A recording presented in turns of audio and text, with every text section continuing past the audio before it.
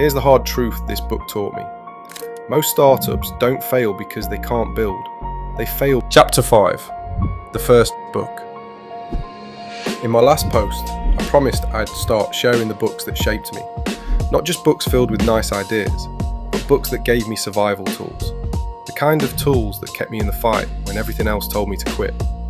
So let's begin with the first one. The book that flipped everything I thought I knew about business. Steve Blank's The 4 Steps to the Epiphany.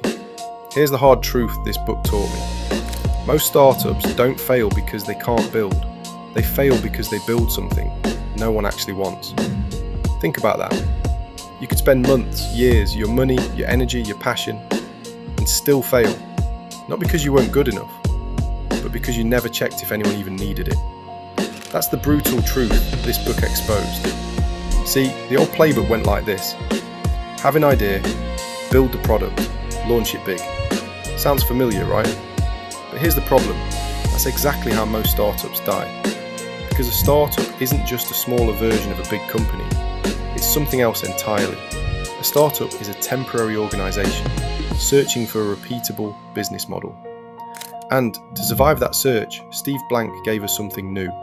A framework called customer development.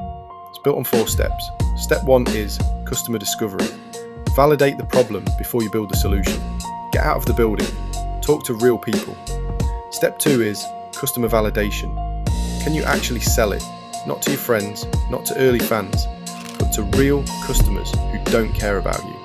Step 3 is customer creation. If it works, then you create demand. Marketing, channels, storytelling.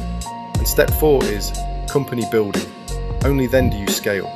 Only then do you turn your scrappy startup into a real company. But the power of this book wasn't just the steps, it was the lessons hidden inside them. Lesson 1. Don't fall in love with your idea. Fall in love with your customer. Every assumption you make, it's just that, an assumption. Your job is to test, not to guess. Lesson 2. Failure is not the end, it's data. Temporary defeat is feedback. Use it, refine, keep moving. Lesson 3. Your product is not your business. The real product is your process of learning and adapting until you find a model that works. And here's the kicker. This was the book that planted the seeds for what later became Lean Startup and Minimum Viable Product. The concepts everyone talks about today, they started here. So let me bring this back to you. If you're building something right now, ask yourself this. Have you tested it with real customers? Are you treating failure as defeat or as data? Do you know the difference between building and guessing? Because if you don't, you might just be building something for no one. The 4 steps to the Epiphany gave me a new lens. Startups aren't about building fast, they're about learning fast. And once you grasp that, every failure becomes fuel. This was the first step in reshaping how I thought about business. But here's the twist. Knowing how to test an idea is only part of the equation. The next step, it's about creating something in a way that no one else is doing.